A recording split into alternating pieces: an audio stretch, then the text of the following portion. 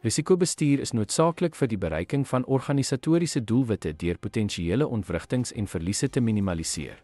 Dit stel besighede in staat om proaktief op verskeie uitdagings te reageer. Help om bates te beskerm en besigheidskontinuïteit te handhaaf. Verminder onverwagte finansiële kostes wat verband hou met onbeheerde risiko's. Verhoog veerkragtigheid teenoor eksterne en interne veranderinge in die sakeomgewing.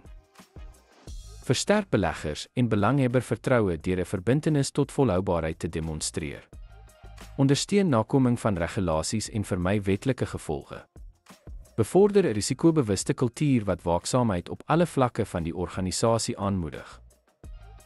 Risikobestuur is 'n noodsaaklike funksie wat organisasies help om hulself teen potensiële terugslae te beskerm.